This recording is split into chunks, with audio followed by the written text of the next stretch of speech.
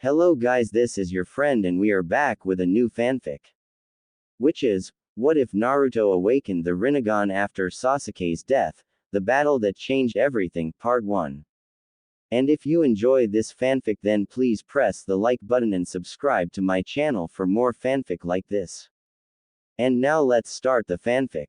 No, he thought in despair as he stared at the lifeless body of his teammate. Sasuke was the person he'd envied and despised. Sasuke was the embodiment of everything he had to work for. If that's true, then why do I feel this pain in my eyes? Sasuke, Naruto choked out, blood leaking from his eyes. You were the one with power. You were the one with a chance, and you still saved me. Why? Naruto gripped Sasuke's hand as memories and emotions flooded his mind. This headband symbolizes a matured shinobi, Naruto. It isn't just a cool accessory. Those who break the rules are trash. All the same, those who abandon their comrades are worse than trash. Don't be so reckless, Baka. You'll hit your head and die. He isn't the fox anymore, he's Uzumaki Naruto, a loyal shinobi of the Hidden Leaf. I hated you, just like my brother said I needed to. He said it was enough to keep me alive until I was stronger. I was wrong. Naruto's eye burned more than any other pain he'd ever felt before, but he could do nothing except stare at the peaceful expression on Sasuke's face. He felt as if there was something whispering in the back of his head, attempting to tell him something vital. But all he could hear were the things said to him that truly mattered. The words from the people who'd believed in him, even if they didn't always show it. Don't you dare die before you become Hokage. Naruto looked up at the hunter nin that had trapped him in the dome of ice. You bastard, he groaned, half in anger and half from the pain pulsing in his temples. He laid Sasuke down gently and stood to his full height. You'd kill him, and Tazuna Oji, and anyone else, you'd doom an entire nation to poverty, all just for a paycheck. He couldn't tell, but Naruto thought he'd seen a hint of a flinch from his opponent, who chose then to answer him. Just as you all fight for your own prosperity. He, who was stronger than you, who held higher convictions, and who was talented enough to forcefully awaken an eye technique, he sacrificed himself for someone like you. That was his choice, just as I choose to sacrifice my own morals to serve my own goals. It is the life of a shinobi, to be used as tools. He fought bravely, but it was his time. Just as it is yours. The pain in Naruto's head stopped. The voice in the back of his mind became louder and louder, but still remained jumbled and distorted. He stepped forward. The cuts on his body began healing, and the needles fell out of the wounds. He stared forward, a fierce scowl on his face. He held out his hand through some sick compulsion he couldn't fend off. I'm weak, I'm pathetic, and I'm low. But the lowest you can get, is when you choose order over kindness. The voice was suddenly clear to him. Universal. Pull. Naruto's voice boomed, and the hunter nin came flying at him at amazing speeds. It was nothing he couldn't handle, because everything had become some clear. The world had seemed so damn bland before, but now it looked as brilliant as a precious jewel. Even the blood on the ground had a macabre sort of style to it. Naruto's fist clenched powerfully, his blood pumping hot in his veins. It swung forward and collided with the hunter nin's stomach, making said masked ninja retch and drop to the ground. Naruto backhanded the mask off of the man's face, and instantly froze. Haku, he whispered in disbelief. Haku stared at him blankly. Your eyes? I thought that Sasuke was from a higher pedigree than mine, but you're above even him, aren't you? Is that why he saved you? Did he see his anguish would awaken something that beautiful? Naruto looked into a puddle on the ground.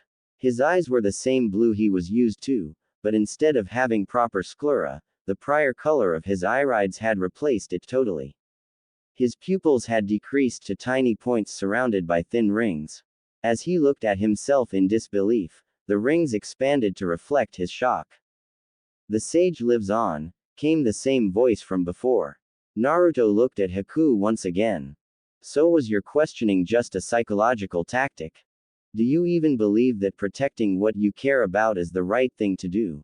No, of course you do, Naruto muttered at the end, looking at the fight with Zabuza and Kakashi coming to a close. It's that man that you want to protect. That monster that you hold so highly.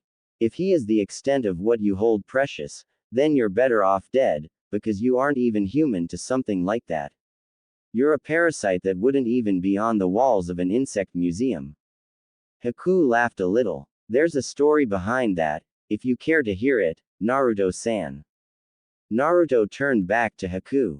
If it could explain how you became this pathetic, maybe I can learn from it. In the hidden mist, Zabuza wasn't alone in being a demon. There were many, many others, some lesser, and some greater. My father was among the lesser, who ridiculed anyone who held bloodline traits. The blood of the purest pedigree lies within some ninja, which allows them to call upon powers passed down from higher generations. These powers are restricted to DNA. In that village, we are abominations, instruments of war and suffering. My mother passed her gift onto me, and my father did not appreciate it. I was forced to kill him simply to survive, and that broke me. Zabuza-sama was the one to pick up the pieces. He is the I'd go so far to protect, but you were right. Now that I've been broken, he'll see no use in me. You've taken away my reason to live. Naruto growled. I'm not going to kill you just because you failed to serve a murderous freak like that eyebrowless hooligan. Why would I impart suffering on someone else, after all I've been through? That isn't the way to help people. Haku smiled slightly once more. I can see it in your eyes. They're beautiful, but far from flawless. Their original form hides what you really feel, but these show the truth of what you went through. I acknowledge you've suffered, but playing the hero, preaching about saving lives, it isn't the truth of this world. Sparing your enemies after you've stripped them of their purposes is a fate even crueler than death. And you know it better than anyone. Naruto let out a smile. It wasn't one he usually used. It was truer to himself, cynical in nature, desperate for camaraderie, and spoke of years of isolation. You're right, Haku. I don't want to be the one to cause you to suffer. He pulled out a kunai. Haku looked at his master once more, to see Kakashi was charging up an incredibly powerful technique.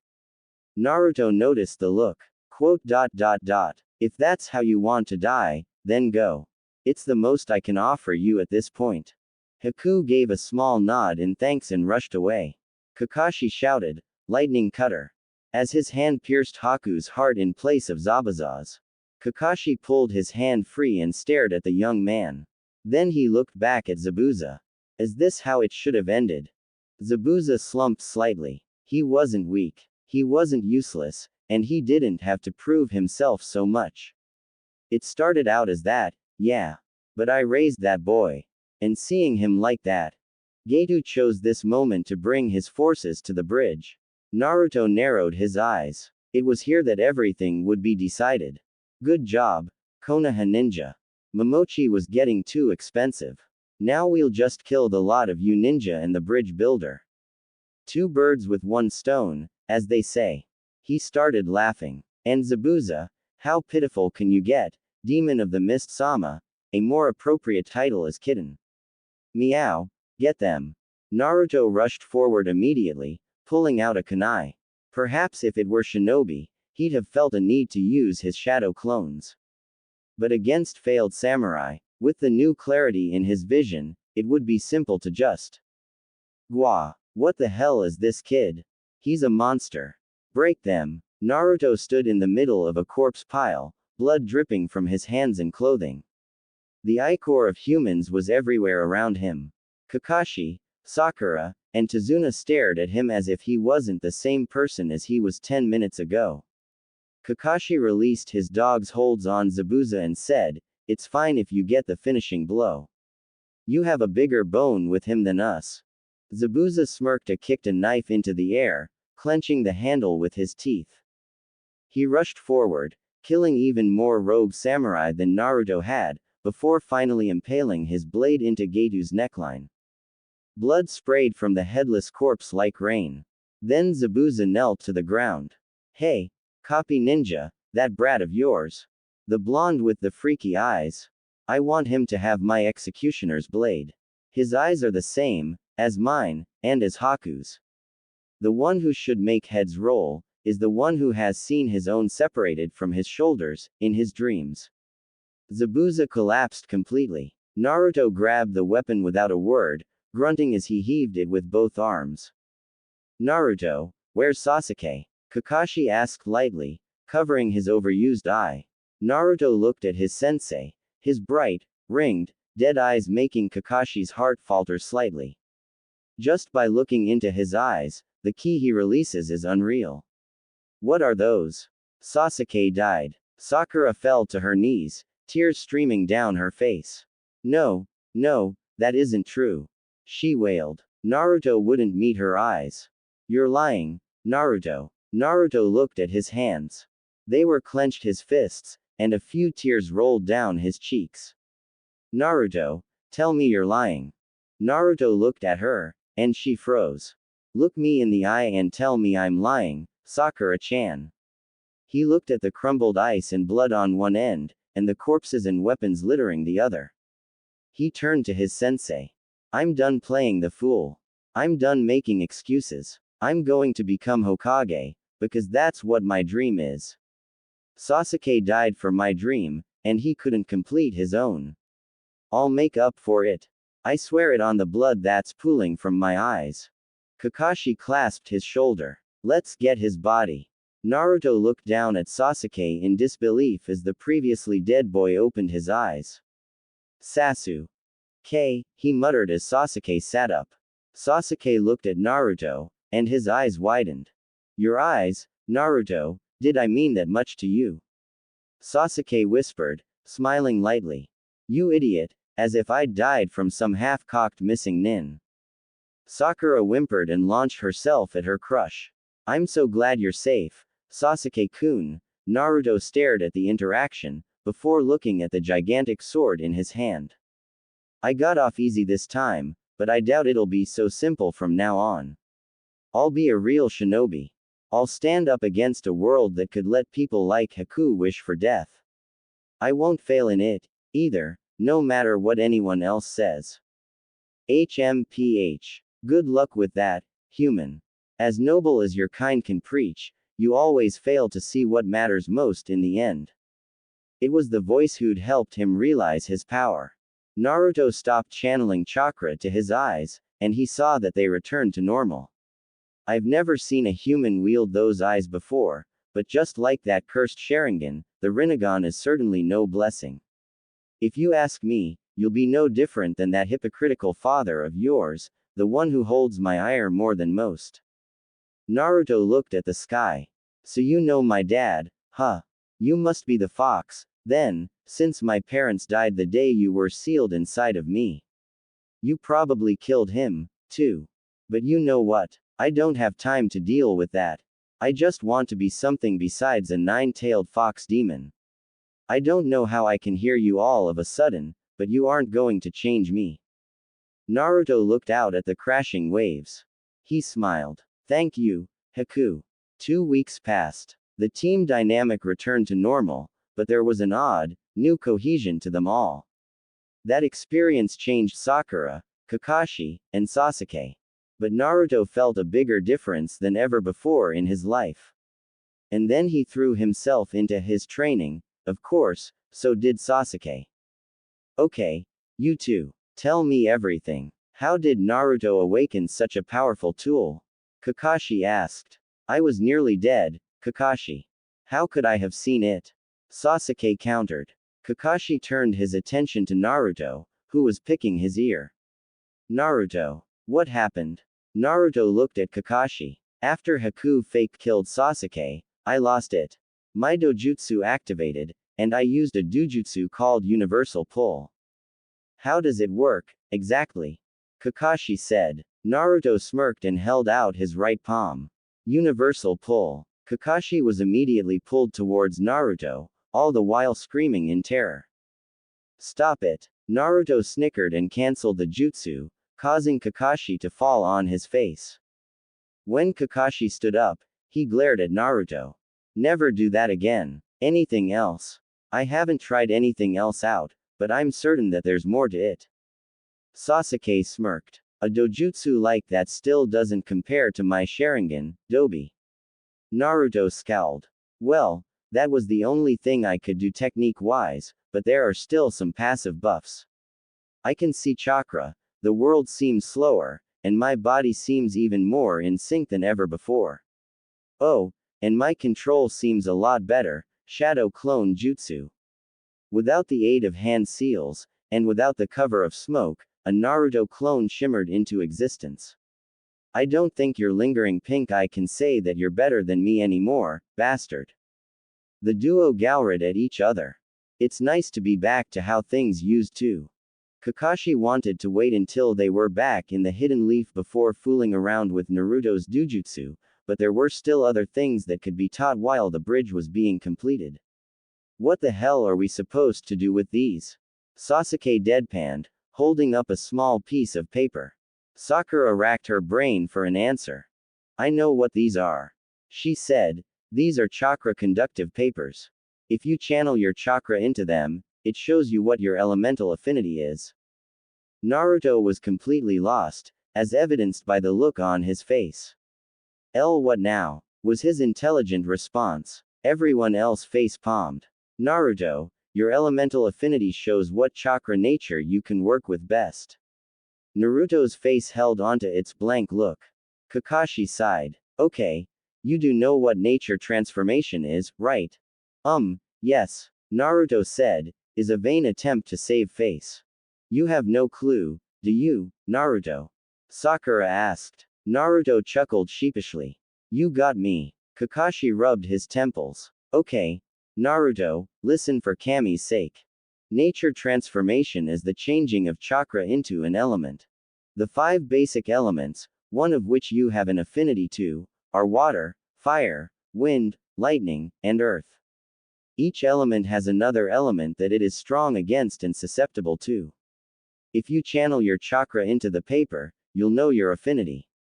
If it gets wet, it's water; if it ignites, fire; if it splits in half, wind; if it crumples into a ball, lightning; and if it dissolves into dust, earth. Go ahead, give it a try. Naruto looked as if he understood at least part of what Kakashi said. He nodded and channeled chakra. Amazingly, the paper split into 4 parts. Then, each part did its own thing. One ignited, one soaked, one crumpled, and the final piece turned to dust. Each member of the team stared at the paper in silence. Nani? Nani? Naruto yelled. This is unheard of, Kakashi stuttered in shock. Quote. See. I told you I'm a super ninja, Dadbao. I told you. Naruto yelled. Sakura smacked him over the head. Quiet. Baka. My turn. Sakura's paper burned up. Fire. That's common in Hai no Kuni, Kakashi commented. Sasuke, if you would, Kakashi prompted. Sasuke's paper crumpled into a ball. What the? Lightning, he said, confused. Weird. I was expecting it to be fire, you being an Uchiha and all. Kakashi said. Oh well, I have an arsenal of very powerful Raiden ninjutsu. It's a good thing you have the Sharingan, because my most powerful Raiden jutsu requires it. Sasuke smirked at the thought of learning an elite Junin's most powerful jutsu. Anyo, since I have the Rinnegan, do you think I'll be able to learn that Raiden jutsu?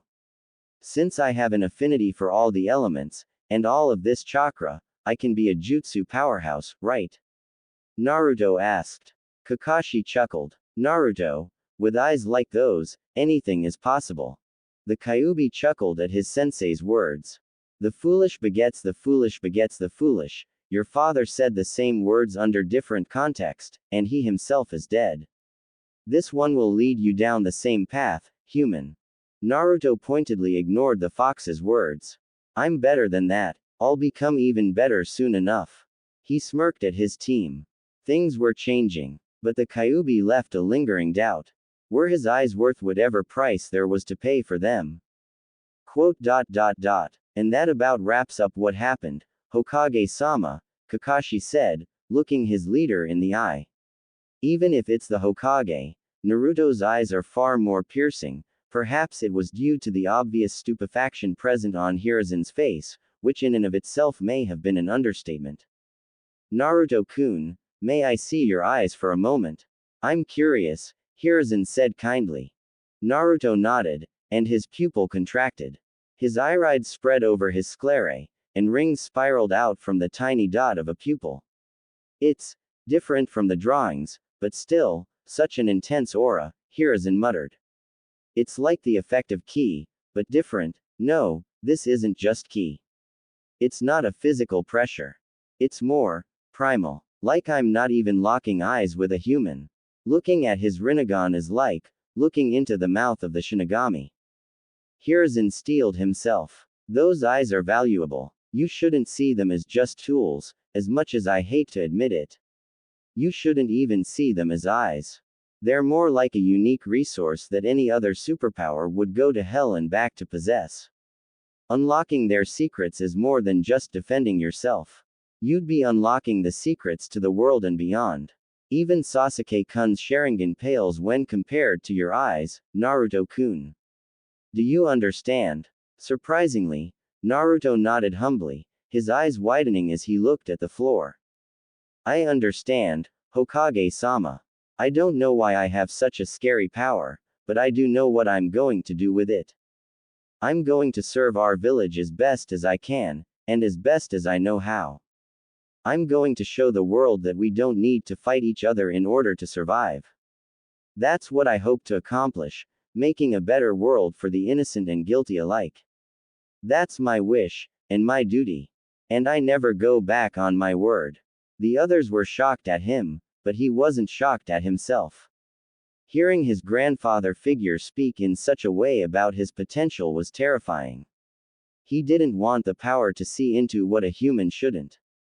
But if he had it, he'd do his best to use it responsibly. Even the most noble humans will succumb to the toxins of power. Not even Ashura was free from this guilt, and certainly no one after him. It's only a matter of how long you can last, and what will push you over the edge. He again ignored his tenant. It would do no good to listen to the ramblings of a mad old fox demon. Hiruzen smiled at him. You'll make a fine shinobi, Naruto. Dismissed. Except Kakashi-kun. Remember, we have a team meeting tomorrow, Kakashi noted to his genin. They all gave their affirmatives and departed. Kakashi, you understand what this means, don't you? Hiruzen asked. Kakashi nodded gravely. He looked out the office window. I have to make sure those kids are strong. They've improved greatly since I first got them, but that isn't enough. I'll have to push them, Naruto especially, to even greater heights. I'll do to them what Minato-sensei did to me. That's the response I wanted. Jiraiya is coming back to the village in time for our Chunin exams, and I believe that he will take on Naruto as his ward from then on. He did, after all, encounter the Rinnegan once before, in Aim no Kuni during the last war. It apparently looked different, but it was similar enough for me to recognize it. And if Naruto makes it to the finals of the exams, I'll give him his inheritance. Hiruzen took a hit from his pipe. Kakashi turned to his leader. So, Jiraiya-sama will be able to teach him some things about it, then, I'll have to plan for the things that Jiraiya-sama would be inclined to pass on. What did you mean by inheritance?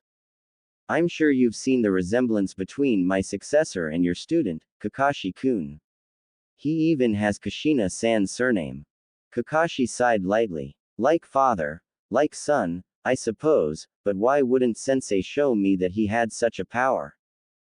Hiruzen shook his head. It's more likely that Kushina had it, or at least the potential for it. Jiraiya's previous student in Omegakure had red hair, after all. Kakashi gave a nod. Another Uzumaki, then. Anything else?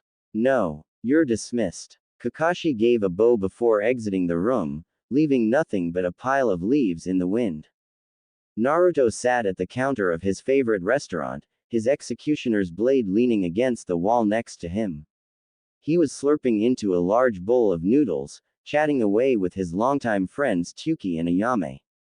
So, did anything interesting happen on your mission, Naruto-kun? Ayame asked, face resting in her palms. Naruto gave her a great grin.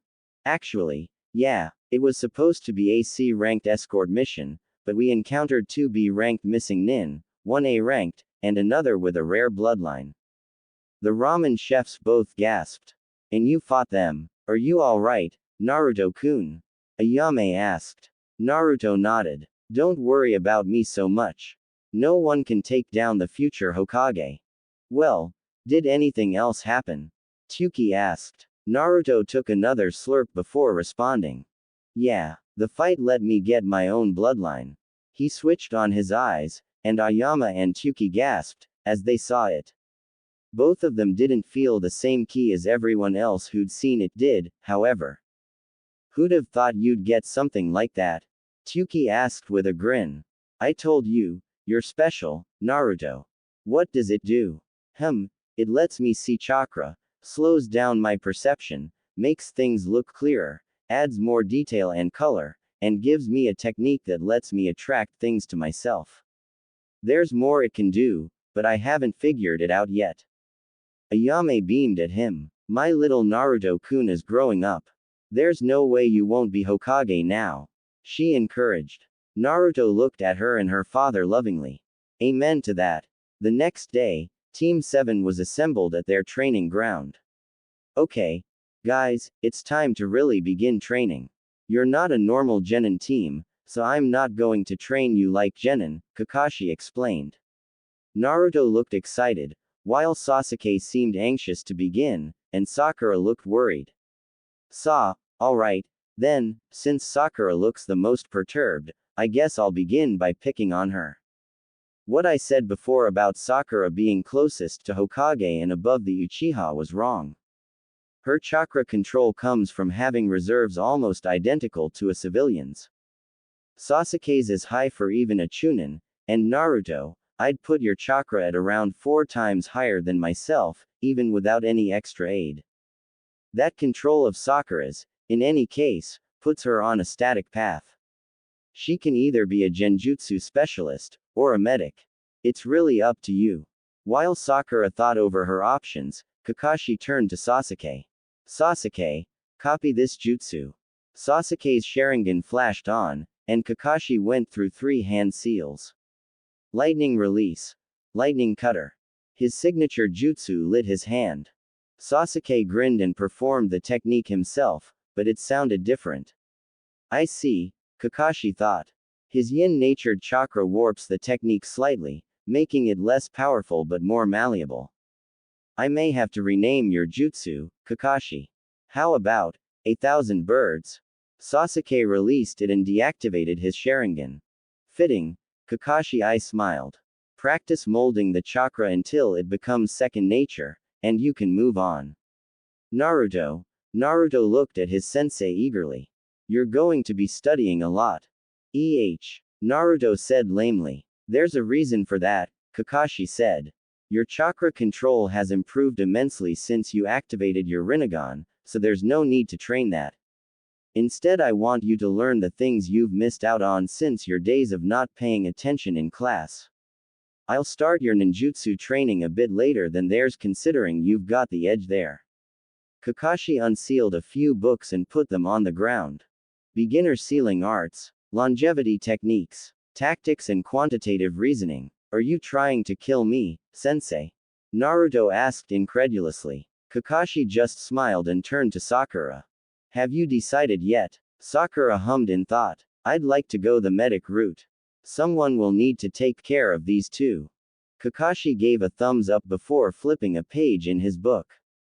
I suppose I could start with a simple technique from the medical ninjutsu branch, it's called the mystical healing palm. It had been around 2 months since Team 7 began training in earnest. Sasuke could now perform the 1,000 birds 3 times, and knew 2 lightning ninjutsu outside of that, false darkness and electromagnetic murder. He was working on his fire release a bit more. Sakura had begun learning the mystical healing palm and basic anatomy, where she excelled, as well as her taijutsu. Kakashi wanted to surprise her opponents who saw her hang back and heal with a deadly up-close kunoichi. With the insane conditioning Kakashi put her under, she quickly became high genin level with that alone. Naruto evolved the most, showing off an amazing talent with trap equals making and outmaneuvering his opponent with shadow clones. He'd also had a bit of a chat with his tenant. Naruto, take a break for once. You'll kill yourself at this rate like last time, Kakashi warned him as Naruto struck at a log with his fists and palms. His stance is intense, but relaxed, it only took him 2 days to pick up the basics of the strong fist. But even with that, he's pushing himself harder than even Rock Lee does. Naruto ignored his teacher in favor of moving faster. He needed to be able to swing the executioner's blade as fluidly as Zabuza did. One overexerting punch snapped his forearm. Naruto grunted and fell to his knees, before passing out. He stood in some sort of industrial plant then. In front of him was the cage of the annoying voice in his head. He stared up at the Kyuubi in wonder. No wonder you were so feared, but why does your chakra look so empty? Like it's missing something. HMPH. Questions, demands, entitlements, judgments. That's all your species is full of. Do any of you do things besides simply seeking answers to that which you'd be better off not knowing? Naruto rolled his eyes at the fox. Just as well, are you capable of anything other than condescension towards an entire group of conceptually unique beings? I don't judge you because you're a demon, I judge you because I've met you, and I talk to you, and I deal with your inane rambling every day, and I've come to dislike you for it. Beyond that, you're far too intelligent to simply be a mindless beast. There's some history between you humans, and I'm inclined to believe that humans started it. Kyuubi cocked an eyebrow at him. What do you want, human? My power. My knowledge. I know humans better than you think. They all have a subconscious urge to move things to their beat. Your compassions and empathies, all designed to make things better for yourselves. Your proclamations of purity, innocence, and teamwork. Nothing but lies to make yourselves out to be higher on the social queue. You aren't in here for any reason other than to gain something, so spit it out. Who is my father? Naruto growled. How is he connected to you? The Kyuubi guffawed at him. If you want to know something like that, you won't get it from me. Not until you earn a certain amount of my respect, and you certainly aren't getting it by running around, shouting about how humans should come together. No, I'm not so sentimental. I'll say this much, though. Our goals will end up aligned at some point, before moving apart again. By that point, everything I've said, and everything you're convicted about will come to pass, and one of us will be right. Will I see a corpse on the ground, despaired after tearing apart the forces of his rivals? Or will you prove me wrong? Naruto looked him in the eye. Then let's make a deal. You show me how to use my eyes, and I'll take your view into account before proceeding. I'll make you change your mind about just how immovable my morals are. I'll show you the good side of the humans. I'll. Shut up, Naruto, the Kyuubi growled. Ashura said the same thing. The old man said it before him. And do you know what I got after that? I got Indra. I got Madara. The ancestors of that accursed Uchiha you're so attached to are the reasons I'm inside of you right now. They are why your parents are dead. Once you see that, you'll be no different from Ashura or Hashirama. You'll be worse, considering Indra's essence has infected you as well. Your words mean nothing, and your actions at this point are less than nothing. For now, I'll give you a gift. Every Rinnegan has a special ability. Yours is called Amaterasu. Get out of my sight. Naruto stared up at the Kyuubi for a moment longer. The least you could do is give me a chance to prove that I'm serious. You don't know how many times you and your incarnations have told me that over the centuries, Naruto. You aren't special. The only difference between you and the ones before you is that instead of just having the sage's body, you have his eyes. But Madara managed that as well, and he is the reason why we both suffer. When you realize the truth, you'll die, and this entire thing will start over once again. Naruto gave the Kyuubi a smirk. I guess that just means I'm the one you've been waiting for, Kurama. The Kyuubi's eyes widened. I'm more connected to the transmigrations than either of us could have guessed, but all I can pull is 3 names. Kurama, Ashura, Kagaya. That's more than what the others could do. He faded away. Kurama gave a small grin. When was the last time a human called me that name? Something else the team did collectively was physically train. Everyone was set at their own pace, but it quickly became a contest to Naruto and Sasuke. Thus the duo began to rapidly improve upon their technique. Their weights increased, their laps lengthened, and their workouts intensified. One day the team met up and Kakashi handed them each slips of paper. Congratulations, you 3. I hereby nominate you for the Chunin exams. Naruto already knew what his decision would be. He'd make Chunin on his first try, no question. No doubt Sasuke's goal was the same. He was by no means a genin-level ninja. No, he was a genin in title only. Even Sakura was among the strongest of his graduating class.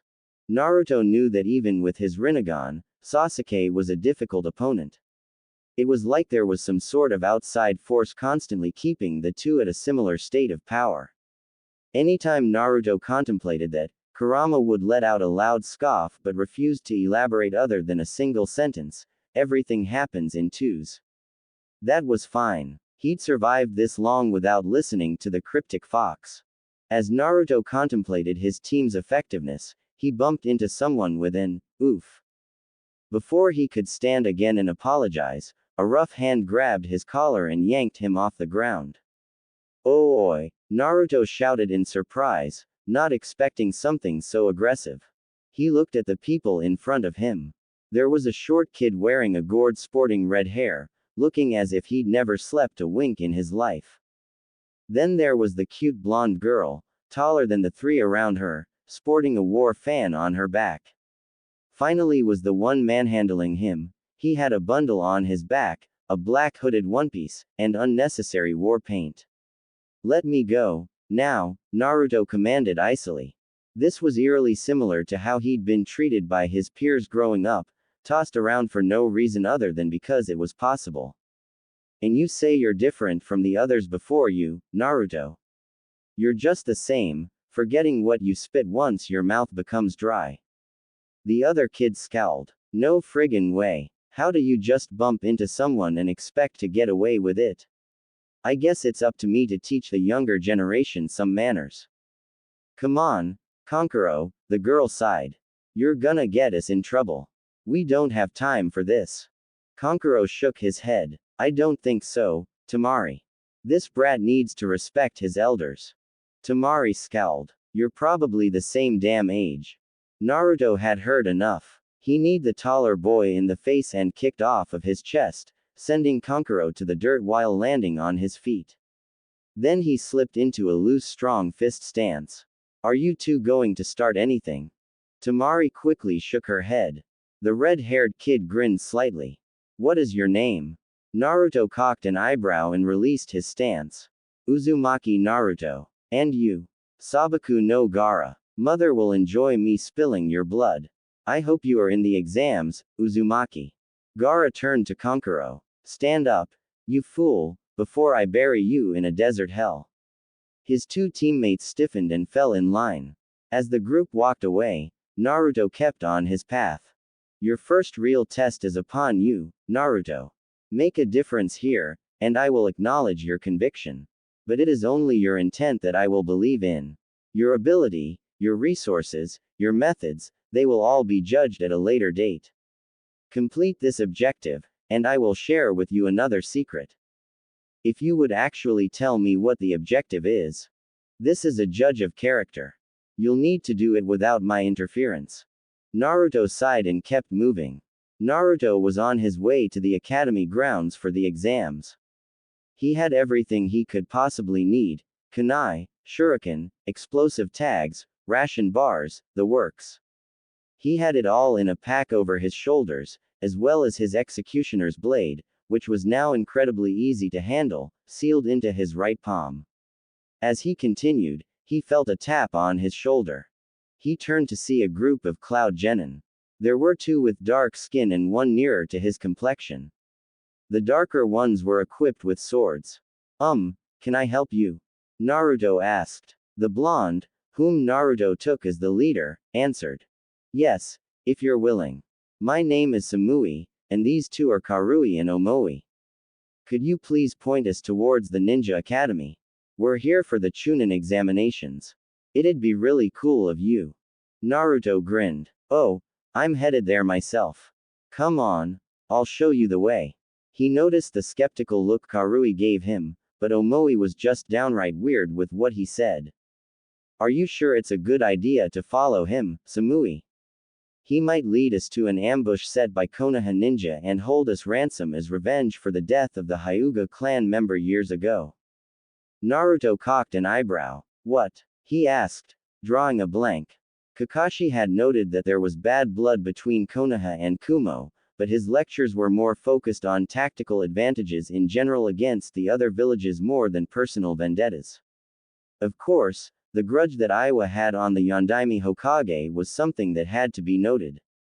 Karui growled and smacked Omoi over the back of his head.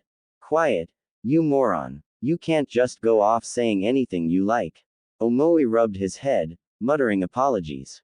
Samui sighed. So uncool, Omoi. Ready when you are, Konoha-san. Just call me Naruto, Samui-chan, Naruto said with a grin. He then hopped onto a nearby rooftop and began to run, followed by Team Samui. Samui kept pace with Naruto while her teammates hung back a few steps. You seem like you could handle yourself in a fight. How long have you been a genin? She asked. Naruto smirked. 3 months and I'm already ready for a promotion. Impressive, huh? Samui looked surprised. I've been a genin for about 1.5 years. You must be powerful to be taking the exams at such an age. Naruto's smirk never left his face. If anything, it got wider. At least someone acknowledges my expertise. I am the future Hokage. I'd pay to see that. Ah, you don't believe I could do it. You wound me, Samui-chan. We'll see what you're made of in the exams, Naruto-san. Karui was behind them, scowling slightly. She turned and whispered to Omoi, can you believe that she's actually conversing with a Konoha ninja? It's disgraceful. Omoi shivered, eyes wide. What if she becomes romantically attached to him and defects to Konoha? That could cause the Fourth Shinobi World War, and that could cause the collapse of Rai no Kuni. It might be the end of the shinobi system. Karui rolled her eyes. Obviously, that won't happen. But even so, a Kumo Kunoichi and a Konoha shinobi getting along. That doesn't even feel right aesthetically. Maybe you're just jealous of the male attention that Samui is getting. Omoi suggested. Karui rounded on him with a savage glint in her eyes. Are you implying that I'm unattractive? She asked. Omoi looked away. Not at all, Karui. You must have misheard me. Karui huffed and turned around. Good. Pretty soon they were at the academy gates, where Sakura and Sasuke stood. Sakura's eyes widened. Naruto, why are you with Kumo ninja? Naruto puffed out his chest. I was just being my usual, gentlemanly self, and escorting them here as a favor. Sakura rolled her eyes. Sasuke began walking inside. It doesn't matter, let's go. Sakura quickly followed, waving Naruto along. Naruto turned back to the Cloud Ninja. Well, I guess when we meet again, we'll be opponents, Naruto noted. Samui hummed. It seems that way. Thank you for leading us here, Naruto-san. She then elbowed her teammates, who mumbled their thanks as well. Naruto waved them off. It's no problem. See you on the proving grounds, then. Naruto faded away. Oh, he wasn't kidding about his abilities. I never even noticed him create and substitute with a clone, Samui pointed out. That's rather cool. Are you interested in him? Omoi asked. Samui looked at her teammates. Let's watch out for that team. Someone like him, as well as the Uchiha, that's a problem. That problem is uncool. They walked into the building. Team 7 walked through the halls of the academy. Kakashi said that the exams take place on the 3rd floor, so that's where we're headed, Sasuke commanded. Naruto made a sour face. Quote. What the hell's the matter with you, Naruto? Who made you the leader, asshole? Naruto challenged. Sasuke looked at him dryly. Do you want to be the leader, then? Naruto smiled stupidly. Nope. I just wanted to question you. Sasuke rolled his eyes. I didn't think so. Now follow me. They climbed up to the next floor and went in front of a room that everyone seemed to crowd around. 2 older genin were blocking the way inside. A bull-haired genin in a green spandex suit yelled, "Please let us through." He was shoved back by the genin. No way. You're not ready for this kind of test. Just come back next year. Sakura whispered to her teammates, Genjutsu. We're still on the 2nd floor. Sasuke and Naruto switched on their dujutsu. Huh. Great work, Sakura. Let's keep going. Sasuke turned towards the next flight of stairs. Hold up. A voice called out to the trio. It was the bull-haired boy. What do you want? Sasuke asked impatiently. The boy was immediately in front of them, displaying shocking speed. He was so fast that Naruto reacted on instinct. Almighty push. The boy flew into a nearby wall. Sakura bonked Naruto on the head. You idiot. You could have hurt him. And he's a Konoha ninja. Naruto immediately deactivated his eyes and started walking. We didn't see anything, okay. Sakura's sweat dropped and followed, as did Sasuke. Outside of the real classroom, Kakashi appeared in a puff of smoke. Well, it's a good idea you all decided to come. Otherwise, you wouldn't have been able to participate. Naruto scowled. Why the hell didn't you tell us that before? Kakashi gave Sasuke a knowing smile. I didn't want peer pressure to make a decision for you. Anyway, after you go through that door, it's all you 3. I can't help you. You'll have to rely on a 3-man cell. But if it's you 3, who took down Zabuza and Haku, I think you'll be fine. Yane. He left the same way he arrived. Team 7 entered the classroom, immediately being bombarded by different kiss. The only one who even gave a slight sweat was Sakura. Sasuke simply scoffed, while Naruto glared right back, his piercing ringed eyes making even the toughest genin falter. Sasuke-kun, you made it. Yamanaka Ino shouted, clinging to his back. Sasuke gained a tick mark on his head. Get off me. Sakura scowled as well. Release him, you pig. She wailed. They then slipped into the trope of their petty arguing. I'm thinking about a restraining order, Sasuke said honestly. Naruto deadpanned. What would that solve? You know it won't stop them. Sasuke blew air, knowing it was true. Hey, it looks like we're all here. Inuzuka Kiba yelled rather loudly, as Team 8 walked up to join the others. Shikamaru rubbed his head with a groan. Ah, man, you guys are here, too. Troublesome. Choji kept munching on his chips without a care. Shino greeted his fellow rookies. It's nice to see you guys again. Same here, Shino, Naruto said with a grin. And Kiba, you look stronger. Not enough to pose a challenge, but as more of a warm-up, Naruto said with faux arrogance. Kiba met the smirk with his own. Watch your mouth dead last. You've never beaten me in a fight, and you never will.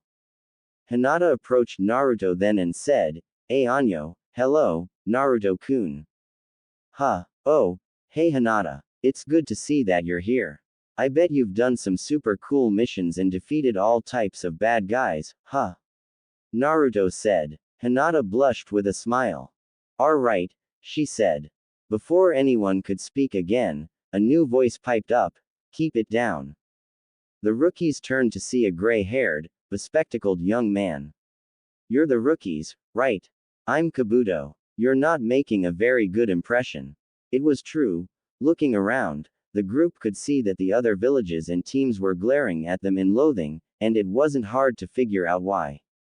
Let me give you a heads up. These exams are the opposite of a Joker game. I've taken them 4 years straight and still haven't passed. Naruto grinned cockily. That says more about you than the exams. No self-respecting ninja would fail a test with the same basic principles so many times in a row without the blame coming back on them instead of the difficulty of the test. Unlike me, I'm gonna pass on my first try. The guy smiled. You won't say that once the real tests begin. Anyway, since you're new here, allow me to offer a show of good faith. I've gathered data on every contestant here, different amounts on different participants. Anyone you want to scope out? Naruto turned serious. Gaara, there's something off about him. Sabaku no Gaara and Kumo no Samui. The other rookies were surprised to see Naruto actually gathering information. Kabuto looked at the cards.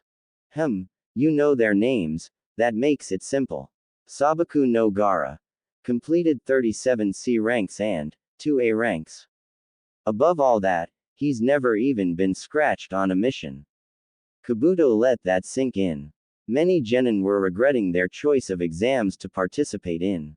Man, that guy sounds troublesome. And you've met him, Naruto? Shikamaru said. Naruto scoffed. I can take him. Next up, Kumo no Samui. She seems to favor Kenjutsu and Raiden Ninjutsu. She's completed 22 C ranks and 7 B ranks. Rookie of the Year in her graduating class, Kabuto said. You know, if you wanted information on me, you should have just asked, Naruto-san, came a female voice. Everyone turned to see the Kumo genin from earlier. Oh, hey, Samui-chan. You know how it is, just scoping out the competition, is all, Naruto said. Samui rolled her eyes. That's cool, but don't think that that's all it takes to defeat me. I am from the cloud. Naruto nodded and turned back to Kabuto. Any parting words of loser wisdom? Well, that's pretty much all the heavy hitters you may encounter. Iwa obviously isn't here, AIM may be a threat, but I wouldn't worry about Oto. They're greener than the hidden grass. Just as he said that, an Oto genin that looked much like a mummy appeared in front of Kabuto. Before anything could happen, Naruto and Sasuke were in front of him, kunai poised at his throat and heart. Before another word was spoken, a puff of smoke entered the class at the front desk. Put the weapons down, brats. No one kills anyone unless I say so. Naruto and Sasuke reluctantly obeyed. The sound Nin gulped and moved back to his team. Okay, you miserable excuses for soldiers, it's time for the first test. My name is Morino Ibiki, proctor of the first exam. Come here, single file, and grab your Quizlets, pencils, and seat issues. Naruto groaned. Not a written test, damn it. Sakura and Sasuke glared at him. If you fail, you'll regret it, Sakura growled at him. Naruto gave her a nod and did as instructed. He ended up next to Hinata, whom he gave a smile. Rule time, peons. Every Chunin candidate starts out with 10 points. Every incorrect answer leads to -1 point. Every instance of cheating will count as a deduction by 2. Cheating will not be tolerated, and in a failure of one participant means the entire squad loses as well. You'll have 40 minutes to get through the first 9 questions on the paper, I'll give the 10th orally. Questions? No. Begin. Naruto looked at his paper. Impossible. I don't care if someone were to call me stupid. This isn't meant to be passed by a shinobi. As if any ninja calculated exact geometry when attempting to knock enemy projectiles out of the air, that shit was all instinct. Naruto activated his Rinnegan and looked at Sasuke, who was scribbling down answers left and right, Sharingan active. Sakura was doing the same thing as if she just knew the answers. Naruto looked at Hinata, who had her Byakugan active and is writing down answers while still looking at her paper. That's an interesting dujutsu. It's the only one that didn't come from the old man. It came from his brother. Kurama said listlessly. I suppose you need some sort of assistance with this, Naruto. Naruto nearly snorted, but instead made the noise mentally. I don't need you solving all my problems for me. I'll take care of it myself. Naruto went over his options. There was Hinata right next to him, but that was far too obvious. He needed to cheat from far away, and given his arsenal, that would be difficult. Wait, I have 5 chances. Naruto focused his Rinnegan on Hinata's page and inhaled all of the information on it right as he noted a Chunin marking him down. He then quickly wrote it all down onto his paper and deactivated his eyes. Time's up. Now, for a bit of added flair, there's a special condition for the last question. You choose if you want to take it, but if you choose not to, you and your team automatically fail. Ibiki spoke menacingly. Then of course we'll take it. One genin spoke. Ibiki smirked. That's fine. But if you fail the question, then you'll be perpetually a low-ranked ninja. Always stagnant, never advancing. It's up to you to take that risk. You can't do that. What right do you have? Another genin yelled, starting a ruckus among the others. Quiet. Ibiki yelled. Your villages all knew about this condition and signed on it, so if you want to complain, yell at your cage. Any more unruly behavior is grounds for automatic disqualification as well as the penalty enforced for missing the question.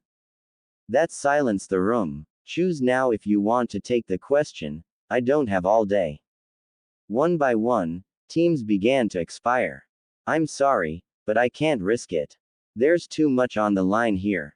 This is crazy. We aren't ready for this kind of ultimatum. I'm out. Raiji, you shithead. It wasn't your call to make. I'm bowing out. Karasuji. Naruto stood up among the chaos. Is this what the other nations are full of? Cowards. He shouted. A man who stands by protocol and order is a coward. A man who pushes past norms in a quest to better himself knows what being a shinobi is all about. And you can't call yourself a shinobi if you pull out just because something is scary. If you even thought about pulling out, then you're lucky you've survived this far at all. He sat down in a huff, and the other teams all hardened their resolves. No one else dropped out. Ibiki smirked at Naruto. To those of you who stayed, you pass. Naruto blinked. Ibiki then went on to explain. As I'm certain you know if you're still here, the goal of the questions was to test your information gathering abilities. The last question was to test your resolve, and I see that Uzumaki Naruto has that in spades. Just as he said, if you don't accept a mission because it's too dangerous, you aren't loyal to your village and shouldn't claim to be. The life of a ninja is perilous and not a game. You will die in service, at most about 15 years from now, but more like much sooner. The day that comes to pass is when you see if it was all worth it. A banner slammed through the window, opening itself to read, the sexy and single Mitarashi Anko, proctor of the second exam. Above it stood a woman dressed rather loosely. Naruto could tell that things would get weird from then on. Sugoku, Ibiki, you actually let 46 teams pass. Are you getting soft on me? Anko teased Ibiki, who rolled his eyes. You know damn well I don't. Get soft, Anko. There's just a stronger crop this year, some stronger than others, Ibiki said, looking right at Naruto near the end, as did everyone else. He blushed and rubbed the back of his neck sheepishly, looking at the ground. Am I actually being acknowledged? Naruto thought. Maybe not as a person quite yet, but they see some sort of power within me, that I can't see in myself. Kurama groaned. Not this Ashura again, please not this one. Naruto cocked an imaginary eyebrow. What do you mean by that? Kurama huffed. There are 6 different Ashura archetypes. Going by the path you unlocked first, which foretells these, I suppose it was something I should have predicted. The Diva path is the most powerful path, though, so by turns you'll end up as the most powerful type of Ashura. Naruto rolled his eyes. Kurama was more mumbling to himself than anything. You can't just start dropping names that I don't understand. Who is Ashura, anyways? Was he one of my past lives, or something? He's more than your past life. He's all you've ever been, Kurama snorted, before shutting up completely. Naruto sighed and turned his attention back to the proctors. Anyways, brats, you'll be meeting me up with me at Training Ground 44. You've got a half hour to show up at the gates or you're automatically disqualified. Ganbaru. Anko launched herself out the window. Naruto, Sasuke, and Sakura quickly met up near the window while all the other genin filed out the door. Sasuke, can you track her? Naruto asked, activating his Rinnegan and looking out into the distance. He could certainly see farther than before, but he didn't have any kind of zoom. He certainly couldn't just ignore the triply prevalent sun glare that smacked him in the face. Sasuke gave a nod. She's certainly got some Junin-level skills. Her stealth is similar in style to Kakashi's. Sasuke didn't track Anko through the use of his dujutsu. If he did, then so could Naruto. He was being trained on using his other senses in case he was deprived of his sight, which people were likely to attempt once they caught sight of the war fan plastered to his back. Kakashi had suggested he removed the obvious target, but an Uchiha will always be an Uchiha. I'll take point. Then, Sasuke jumped out of the window, followed by his teammates. Meanwhile, Team Samui hung back after watched Team 7 depart. So it seems that the entire team is a threat, Samui muttered. That's not very cool, is it? Omoi stood from his leaning position and popped a lollipop into his mouth. It had almost seemed that Naruto was more bluster than anything else at first. He must be dangerous, to lower our guards like that. The Uchiha seems to be the leader, the Uzumaki the heavy hitter, and perhaps the girl is the glue or some sort of support. Karui noted. I'd also watch out for their fellow rookies. There were quite a few clans among them, I noted off the bat. Nara, Inuzuka, Hyuga, Akamichi, Yamanaka, Aburame. Some of the most dangerous in Fire Country. Samui stood and walked towards the door. Just keep your guard up. We have the edge over them, regardless. This is a special slice of heaven called the Forest of Death. Anko chortled, releasing her ki on the unsuspecting genin. In here, my rules are the law, and the purpose of that law is not to give you liberty, but to give you death. Naruto cocked an eyebrow and activated his eyes. I wondered why her ki seemed so intense. That mark on her neck is full of a twisted chakra. It's like yours, missing something, but this one is much, much darker. That is pure yin chakra, Naruto, and the one who gave her that mark is master of Fuinjutsu. Remember the signature in case you come across it again. It's likely a byproduct of one of your many, many screw-ups. Naruto stopped paying attention to Anko speak in order to question Kurama. It's infected her entire network, Kurama. I can pretty much recognize different purposes of seals by this point, and it seems that this one works like a drug. Was she some sort of human trafficking victim at some point? Or a sleeper agent, maybe? Nothing like that, but at the same time, the truth likely isn't much better, if I recall anything about the origins of those sealing arts. My youngest brother Shukaku was the first to create a cursed seal, once again because of your meddling. In any case, it should be a while before you run into the one who gave her the mark, if they're even still alive. Naruto blinked as a knife split his cheek open. Standing behind him was Anko herself. What's the matter, brat? Am I not mesmerizing enough for you? She asked, licking the blood from his damaged cheek. By the sage her huge, oh man, this is just oh shoot ah. Naruto. Calm down. Geez, your human hormones are affecting even me, and I'm not even human, Kurama complained. Naruto steeled himself at that. It isn't anything personal, Proctor-san, it's just that the whole, promiscuous sadist, shtick is oversaturated in kunoichi, Naruto explained, thinking back to one of Kakashi's many, many rants on intimidation tropes, of all things. The more you deal with them, there are two outcomes in a male shinobi. Either you come to enjoy your encounters with them and even let them get a few shots in to get them really riled up, or you just develop a sort of PTSD and start cutting them down on sight. I ask you, Proctor-san, as someone who recognizes both their zealousness and transparency, his Rinnegan locked with Anko's pupilless orbs, which category do you imagine I fall under? Anko froze after staring into Naruto's patterned orbs. She shook lightly. Orochimaru, is nothing compared to this kid, he isn't human. Naruto deactivated his eyes and faced forward once more, releasing his mental grip on Anko. She composed herself and ignored the disbelief on the faces of the surrounding genin. This will be a no-holds-barred deathmatch.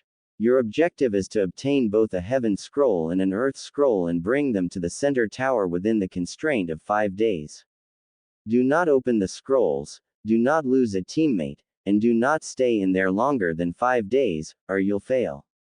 You'll also need to sign consent forms in order for you to participate, because I don't want your cages pissed if you die in there. Let's get this started. Ganbaru. Naruto, Sakura, and Sasuke sped through the forest at a high speed, both Dujutsu wielders of the team constantly searching. Naruto also had clones scattered and hidden nearby as both extra eyes and ears and extra manpower.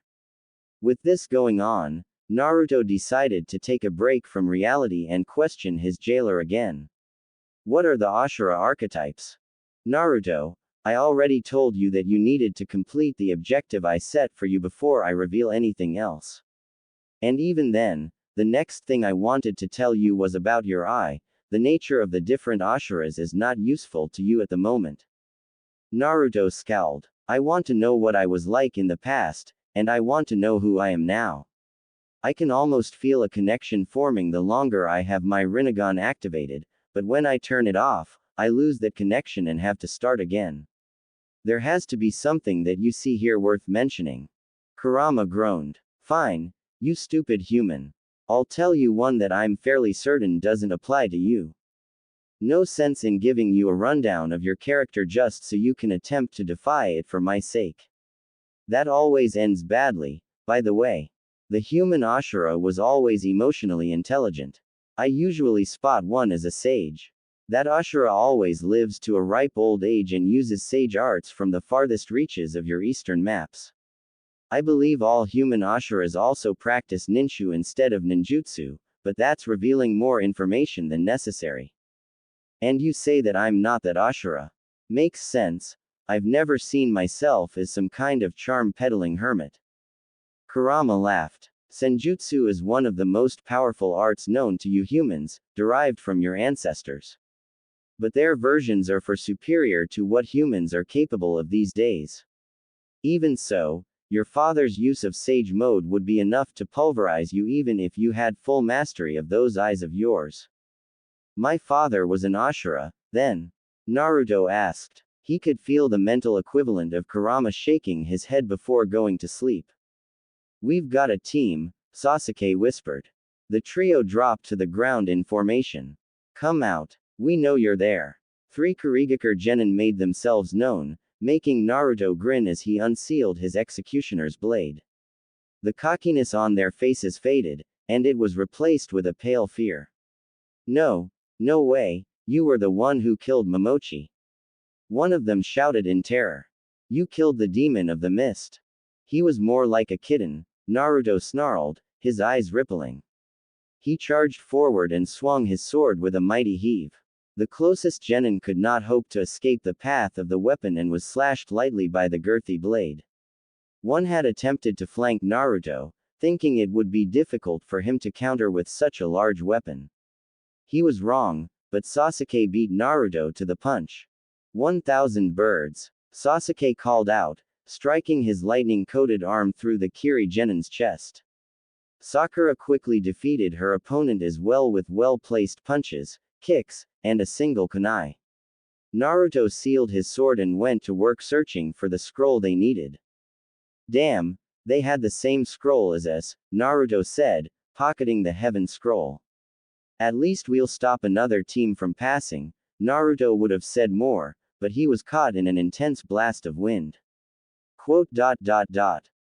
He called as he was thrown through the foliage and away from his team. Shit, Sasuke shouted. We just lost our heavy hitter, and I feel a really ominous chakra. He activated his Sharingan and palmed a kunai. Sakura quivered in fear. Standing on a nearby branch was a Kusa Kunoichi with an unnaturally long tongue. Kukuku, what do we have here? In midair, Naruto was swallowed by a humongous snake. As he slid down the snake's interior, he began struggling. Let me go. Let me go, damn it. My team needs me. His body began glowing with a horrible red chakra. Thanks, Kurama, I said. Let me go, you son of a bitch. The red chakra exploded outwards, showering the nearby forest with snake gore.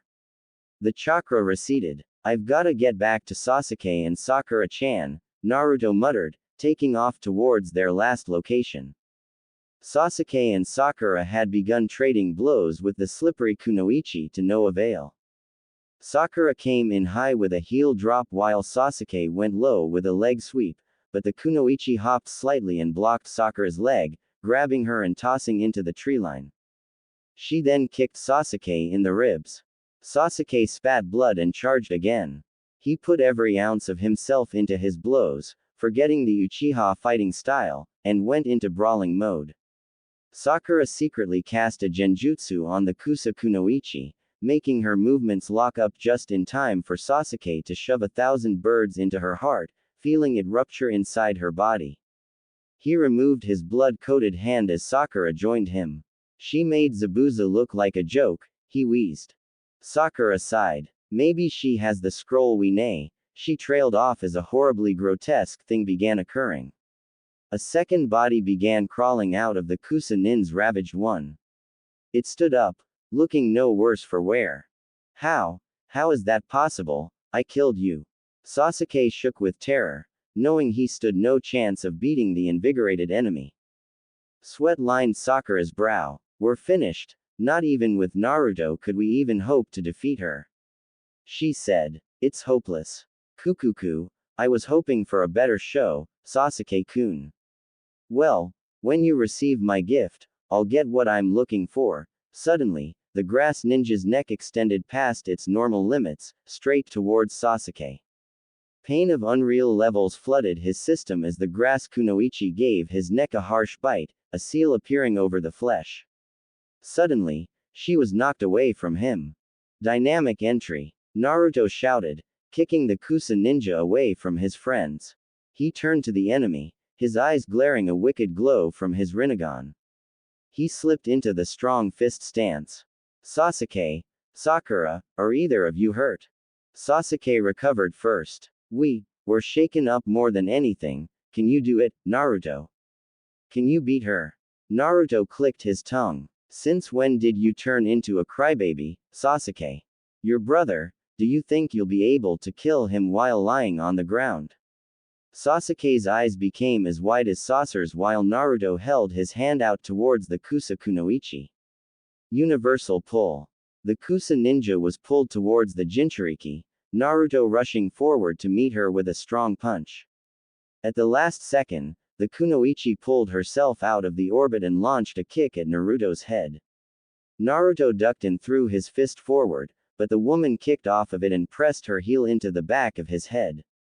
She flipped through a few hand seals. Summoning jutsu, after the smoke cleared, she stood atop a large snake. Naruto groaned. Not another one. Then Naruto's eyes widened. This chakra coming from Sasuke, it's the same as what I saw on Anko. Naruto glared at Orochimaru. What the hell did you do to him? Kurama spoke. Naruto, his name is Orochimaru. And he is one of the many mistakes you've made over the years. Even though I told you the name of one of your powers, you never unlocked it. Against him I'd gladly give you a boost. Naruto mentally gave the fox his thanks. Orochimaru chuckled. I simply gave him the means to an end. But with eyes like yours, Naruto-kun, maybe you should receive it as well. Orochimaru charged at Naruto in an attempt to end the fight. Naruto instantly summoned 2 clones to meet the disguised man while he focused his eyesight. There was a strain over his left eye. Amaterasu, Naruto muttered, and suddenly, a black flame lit Orochimaru's back. The man shrieked in pain while Naruto grabbed Sasuke and tossed him over his back. Sakura, we need to run. And so the team began moving at their top speed. What the hell were we supposed to do against him? That was Orochimaru, Sakura-chan. We get stronger, Sakura sighed. We become Chunin and train harder than ever. Orochimaru wanted Sasuke for some reason, and I'm willing to bet that it's bad news. I say we get out of the forest as fast as possible and tell Sensei. Even still, you protected us, Naruto-kun. Naruto cocked an eyebrow. Did you just call me Naruto-kun? Sakura blushed. Well, I mean. Sasuke weakly smirked. So you've got a crush on the blonde idiot, now. Surprising, considering how revolted you were by him during our academy days. It's not like that. Sakura protested in vain. Naruto and Sasuke began laughing, and soon enough, so did Sakura. Naruto stopped laughing. Did you hear that? He turned towards the woods. There were clearly chakra signatures hidden there. Hostiles, 9 o'clock. Sasuke, if you can fight, go ahead, but don't use any chakra. We'll need to have that seal looked at.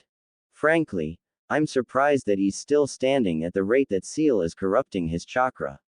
No Uchiha can defend against that sort of thing. Their chakra is naturally tailored to accept it.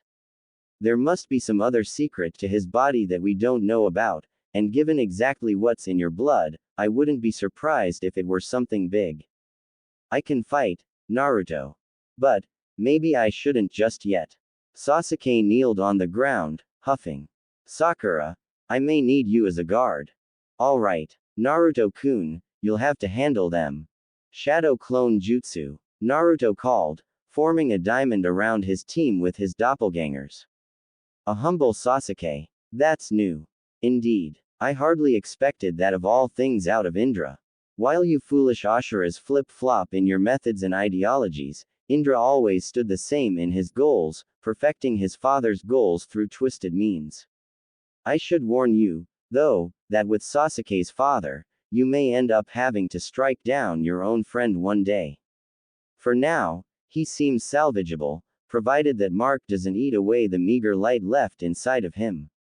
Clones materialized on all sides, but Naruto instantly dispelled them all. A chakra-sensitive dujutsu coupled with extreme chakra control equals an immunity to genjutsu. There they are, universal pull. Naruto called out, yanking all three of his opponents forth at once.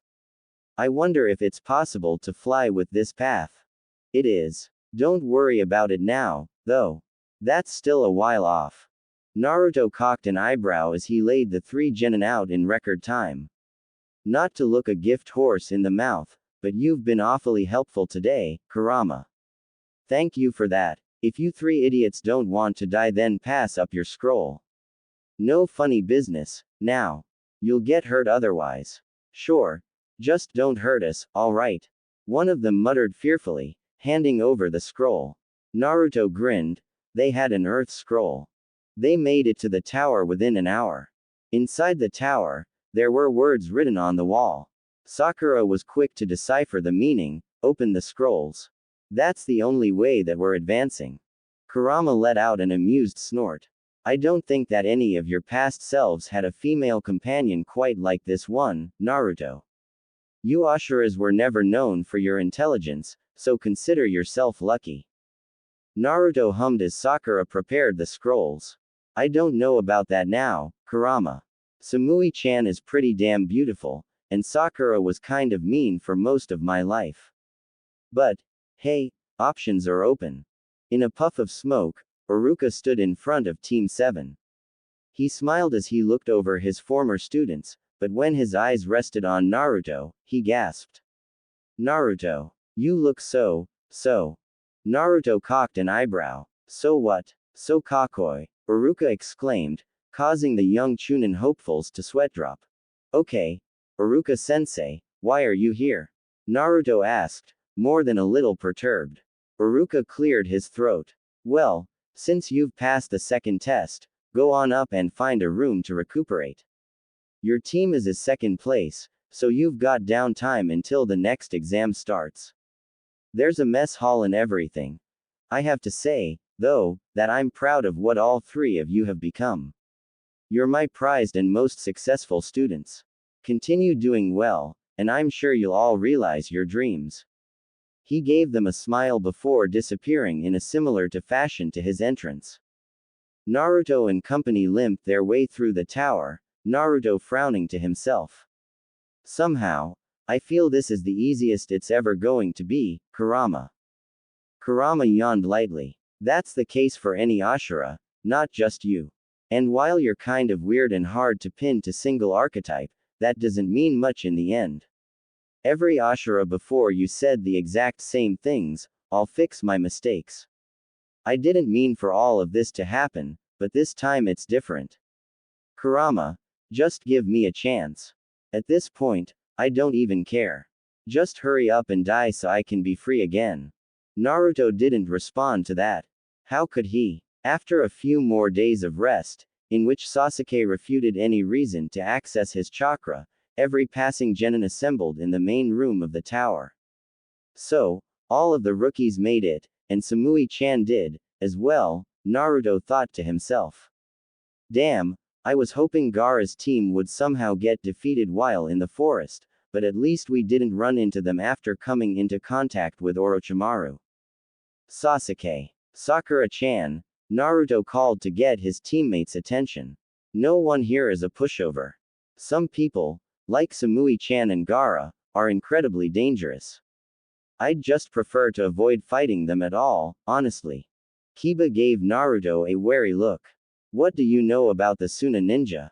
Naruto took a peek at them. The people I mentioned didn't get injured in the forest. Even Sasuke was wounded, the so-called Rookie of the Year and prodigy of the Uchiha clan and Itachi's second coming. I don't know if you care about being promoted, or even surviving, Kiba, but I do. Sasuke, to his credit, barely twitched as Naruto mentioned his brother. While he didn't want to be compared to that murderer, he knew it was necessary. Keeping his cool in the field was something Kakashi had physically and mentally beaten into his core. Even so, to hear the way Naruto spoke was unnerving, it seemed to convey fear. Sasuke shook his head. There's no way someone as stupid as him would be scared of anything. Wave Country and the forest proved that much already. He was more angry than anything. He was angry because Sasuke nearly choked on the dismay, it felt so tangible. He thinks that Sakura and I might die. Involuntarily, the curse mark on his neck began to glow as the reality seeped in. This whole time I thought I was protecting him. It's been the other way around, and he knows it. He's so much farther ahead than I am already. Naruto, just what the hell are you? Congratulations to everyone who has made it this far, Hiruzen spoke from the front of the room. These exams have served the purpose of allowing powerful genin to advance their careers, but it also stands to show the talent of our newer generations, promoting peace and unity between the nations. What a bunch of horseshit, Naruto thought with a snort. You can read right through that reasoning, it's full coddlings and appeasements, not true acceptance. When I'm Hokage, I'll have to make sure I don't come off like that. Inside of Naruto's seal, Kurama laughed to himself, not allowing Naruto to hear it or his words. You'll see the truth of what you've sown soon enough. As long as there are Indras and Ashuras, there will never be a true peace. A Junin coughed and stepped forward. If you don't mind, I can take it from here, Hokage-sama. Hiruzen nodded at him, and he spoke. My name is Gecko Hayate. I'll be the proctor for the third section. Before that can begin, however, it should be noted that there are simply too many contestants still qualifying. Therefore a preliminary round is in order, and the winners of these one-on-one bouts will move on to the final stage. If anyone doesn't feel up to it, then just say so now. Kabuto raised an arm. Yeah, I don't think that I can make it through. Sorry guys, but my chakra just isn't strong enough at this point. He gave his team an apologetic smile and stood off to the side. Naruto cocked an eyebrow. Hayate gave him a nod. This board will now call out the first set of fighters. The board flashed through names before settling on two. Uchiha Sasuke vs. Akado Yoroi. Yoroi smirked. I get the Uchiha. Fantastic. Sasuke rolled his eyes. I suppose it isn't possible to get a stronger opponent. In his mind, however, Sasuke was slightly worried. No chakra means no Sharingan. No fireball, no Chidori. I suppose that working on my taijutsu was worth it, then.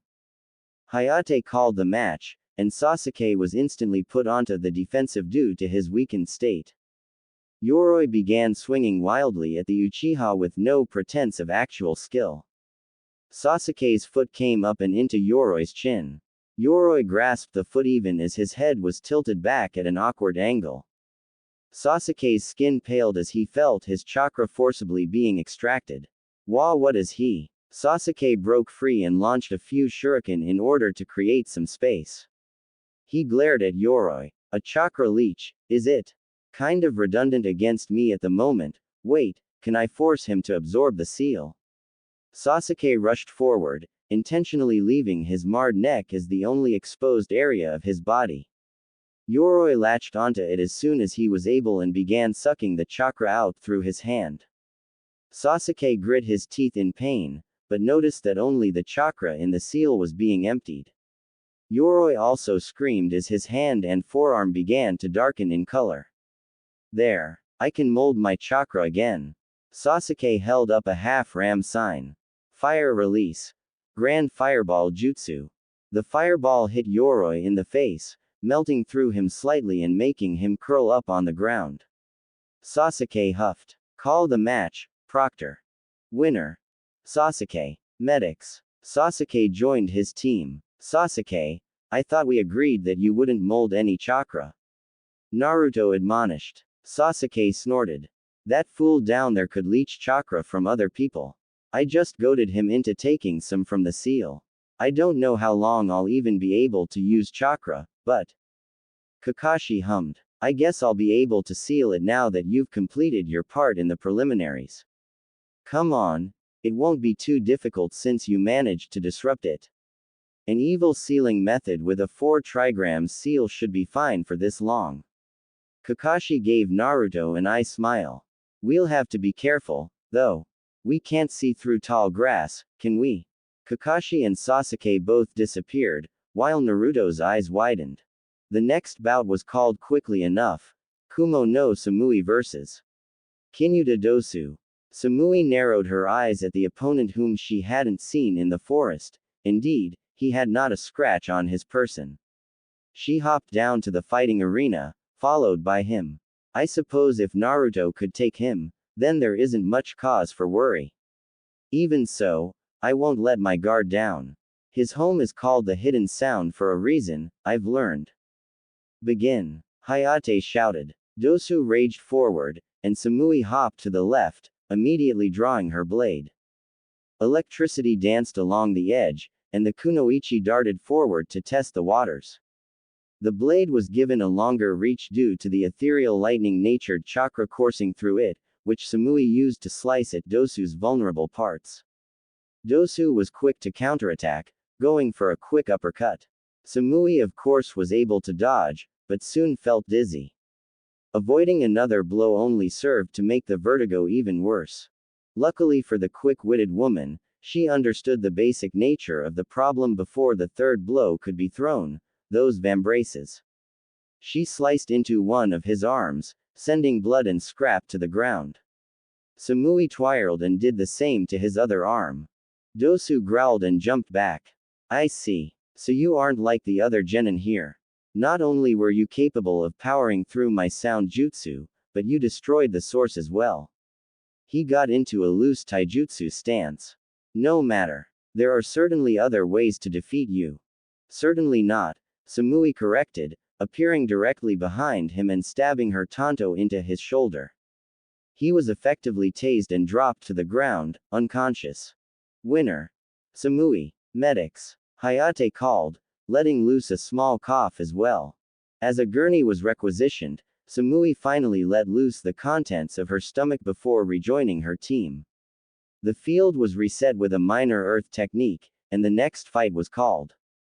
Haruno Sakura vs. Yamanaka Ino. Sakura frowned lightly. She hardly cared about beating Ino, but it wouldn't serve as a proper test of how far she'd come since Wave. Orochimaru actually wasn't a fair comparison, either. Hey Billboard Brow, you don't stand a chance against me, I'm sure you know, Ino taunted.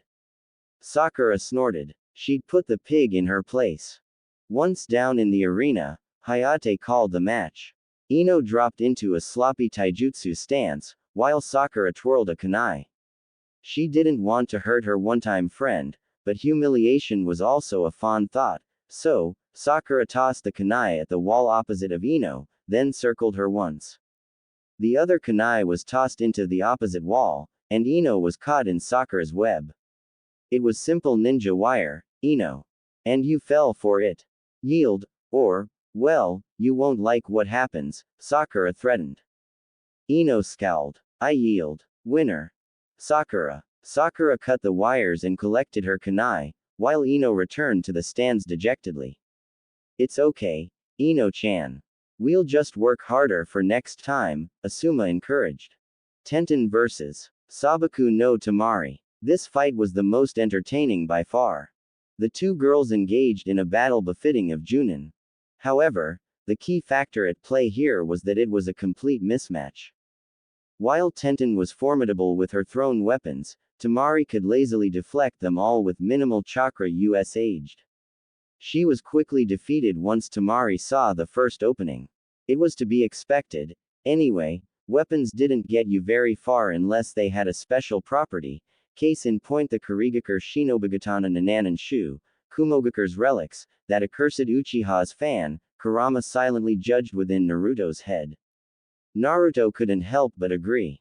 In the next two fights, Shino tricked a genin named Abumi Zaku into defeating himself, and Shikamaru used his shadow possession in order to force Kin to forfeit. Uzumaki Naruto vs. Inuzuka Kiba. Yahoo! We get the dead last, Akamaru. Kiba boasted. Akamaru whined piteously. Naruto narrowed his eyes. Listen to the puppy, Kiba. I'm not the Naruto you used to know. Naruto hopped over the edge and walked to the center, unsealing the executioner's blade in the process.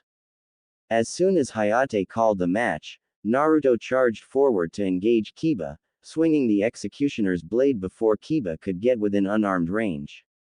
Kiba backpedaled away before immediately dropping a smoke pellet. Naruto scoffed lightly, his pupil expanding into the Rinnegan. He peered through the smoke and threw his sword at it, the wide girth of the weapon cutting through the dense fog and nearly bifurcating Kiba. The sword embedded itself into the wall. Still don't have much in the way of paths quite yet. Subterfuge against an Inuzuka is a decent way to gain experience, though. Naruto discreetly made a shadow clone, noting that Kiba's senses did not extend to chakra exertion. The clone had been given instructions before he was even formed, so Naruto decided to test the waters a bit. I'm still gonna kick your into next week, dead last.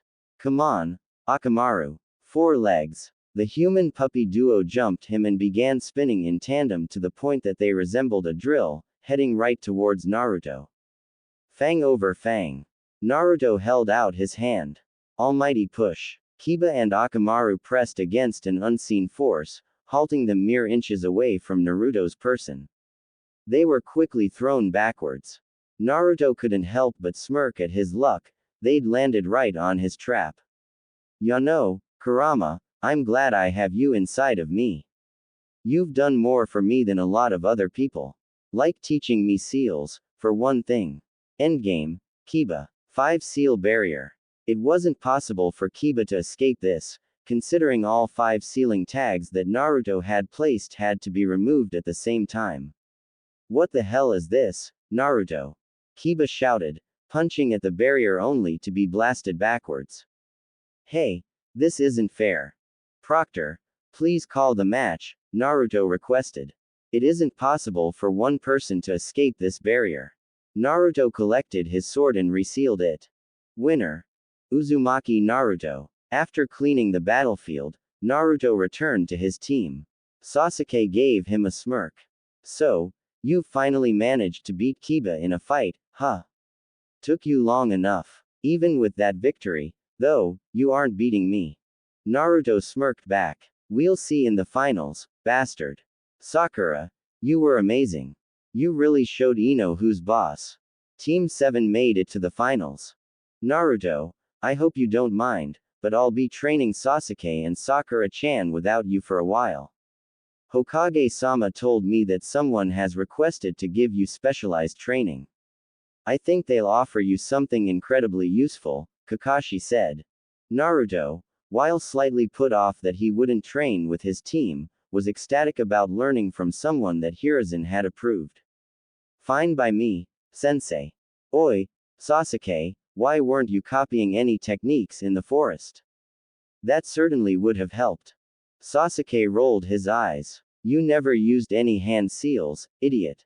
Oro, the Kusanin barely did, either, and the one he did wasn't a jutsu I could copy. How am I supposed to copy techniques without hand seals? Naruto sheepishly rubbed the back of his head. Of course, heh. Sakura sighed. Sometimes, it seems like you're getting smarter, Naruto-kun. Then you say something stupid, and you're back to square one. Naruto sighed dejectedly. Sakura thinks I'm stupid, woe is me. Hayate coughed, gaining everyone's attention. The next match is between Akamichi Choji and Kumo no Karui. Karui grinned and hopped down into the arena. Choji looked hesitant to compete. Come on, Choji, if you fight, I'll treat you to barbecue later, Asuma encouraged. Choji had a fire in his eyes like never before. Yosh. For barbecue. He jumped into the arena as well. Karui unsheathed her long blade. I'll show you Konoha who the real strongest of the five is, Kumo. Hayate called the match. It happened like this. Choji shouted, partial expansion. His fist was enlarged several times, and he brought it down upon Karui. Karui disappeared in a body flicker and reappeared in front of Choji directly after his fist came down, a clone next to her. Together they delivered a crushing double uppercut to his chin, sending him into the air and canceling his expansion. One of the Karuis tossed her sister at Choji, dispelling the airborne one and discharging electricity into Choji's body. He came down to the ground with a thud, the only movement being an odd twitch. Winner. Karui. Medics. She won in 2 moves. And she only used 2 jutsu. Naruto exclaimed. You mean the clone and the lightning jutsu? Asuma asked. Naruto shook his head. That was a lightning clone. It works similarly to a speed clone, but it's infused with just lightning instead of lightning and wind. When it dispels, it reverts to lightning, electrocuting anything it touches. The speed clone is better, but you need to possess swift release in order to make any use of it. Kurenai cocked her head. Then what was the second jutsu? And how do you know about the lightning clone? I haven't even seen it in the field. The other jutsu she used was a body flicker, and I know about the lightning clone because I have come across it. Kaka-sensei started tossing around ninjutsu every now and again during our spars. Keeps us on our toes. I think he just doesn't want to lose, personally. Asuma snorted. Yeah, like Kakashi would be worried about going up against rookie Genin. Naruto gave him a knowing smirk. More than you'd know. Now hush. The next match is about to begin. Hyuga Hinata vs. Hyuga Neji. Hinata's face paled. Neji smirked and hopped down into the arena. Oi, Hinata-chan, why are you making a face like that? You were one of the top graduating kunoichi for a reason, ya know. Kick his. Naruto shouted. Hinata smiled shyly at him. Naruto-kun, her eyes hardened, and she entered the arena. Neji gave Hinata a condescending stare down. Hinata-sama, I'm sure you know which of us is fated to win this match. I beseech of you to stand down. Hinata activated her eyes, the veins on her cheeks pulsing. Ni-san, I'll never bow to you again. It has nothing to do with fate. I just won't allow you to do as you please anymore. Begin, Hayate called. Hinata and Neji immediately shot forward, tossing blows that looked more glancing than anything else. Even still, Naruto could clearly still see the chakra bouncing off of their fingertips. So that's the gentle fist. It wouldn't hurt to bastardize it even if I can't see Tenketsu like a Hyuga. Naruto studied their chakra build-ups and releases carefully. It wasn't as simple as Sasuke's copying, but it was certainly effective. Naruto's eyes widened a fraction as he witnessed the skill that Hinata displayed. She's been holding back quite a bit more than I'd anticipated, he noted. Sasuke and Sakura looked at him, with Sakura vocalizing their shared question. You knew she was this strong, Naruto-kun. Naruto shook his head. I knew that she'd pulled her punches back in the academy, but I wasn't certain to what extent. She may have equaled or surpassed Sasuke's taijutsu at one point, though there's no way that that's the case now. Sasuke muttered. And here I thought she was just weak and timid. Sakura uncharacteristically snorted. While being an heiress to a clan, no one would accept that, least of all a clan like hers. Neji's fingertips brushed over one of Hinata's arms. Fate put me below you as a mockery to both of us. Hinata hacked blood as Neji continued to speak. The two of us were born to a pair of twins. Both of a noble house. Yet my father was discarded and branded. Yours was heralded as a god. Why? They were equal. Another glance made Hinata's ear ring and her mouth droop. Yet, here you and I are. With me, entering my father's shoes, and you entering yours. The two of us aren't equal. I'm far stronger than you, and far more worthy, but fate put me below you. Fate made me better than you, but also worse. The fight increased in intensity, with Naruto being able to see the chakra in the air even more clearly. Even so, it was obvious that Neji would at some point be the victor. Hinata fought well, but Neji was on another level entirely. Neji's palm came into contact with Hinata's clothed chest, and blood spilled from the clan heiress' lips. She fell to the ground, convulsing heavily. No one moved for several heartbeats. Then Hinata crawled back to her feet, eliciting a snarl from Neji. Proctor, call the match. She cannot continue in such a state. He re-entered his stance. No, I can still fight, Hinata moaned, also preparing for another bout. Naruto-kun is watching. For him, for all that he means, her eyes hardened, even though her vision was blurry from her wounds. I can't give up here. Not until I can't move anymore. And even then. I won't stop fighting, she said, her voice clear once more. Neji growled low in his throat and charged forward, intent on ending it once and for all. Hinata shakily moved to meet him, but in a puff of smoke, she was gone.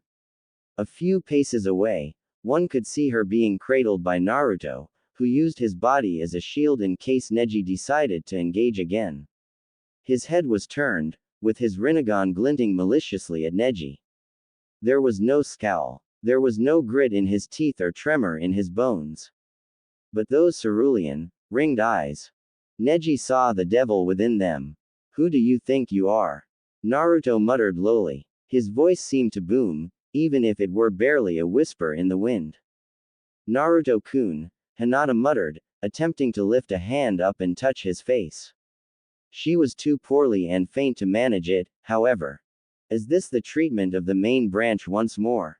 Here, of all places. Neji roared into the sky, unable to direct the words at Naruto himself. Not after what I saw in his eyes, he thought. I'll never look in them again. She's done nothing to you, Neji, Naruto said with a calm bordering on sociopathic. I know about the Hyuga and their branches. Do you know what any other main branch member? No, what a ninja, who is supposed to embody unfairness and any tactical advantage possible, would have done to beat you. They would have used that seal on your forehead. Who are you to speak of? Neji's next rant was stopped cold by Naruto's calm voice. Shut up while I'm talking. Neji froze involuntarily. Naruto continued. You know, sometimes I think people are too absorbed in themselves, in their own anger and madness, to truly understand that while the world is cruel, it isn't out to get anyone. We aren't puppeted around on strings. Any excuse for why you hate the main branch is an excuse on why you feel yourself inferior. Hinata is better than you. Not because she's from the main house, not because you're from the branch house, but because in her eyes, you're only people. In her eyes, you're only family. And in your eyes, there's an imaginary division. Hinata's eyes leaked tears as Naruto spoke. He understands, more than Neji ni does, and Neji ni is the one with a seal. It was then that she realized something. Two things connected Neji and Naruto. Their eyes, and their seals. No, they've always been the same. With the same burden. Naruto-kun just chose to rise above it. Neji, I'm not looking for you to learn from my words. I'm not looking for you to change. The second I saw you try to kill her over something like this, was the second you became not a person to me. I'd better not fight you in the finals. Naruto handed Hinata over to a medic. Winner by disqualification. Hyuga Neji. Hayate called.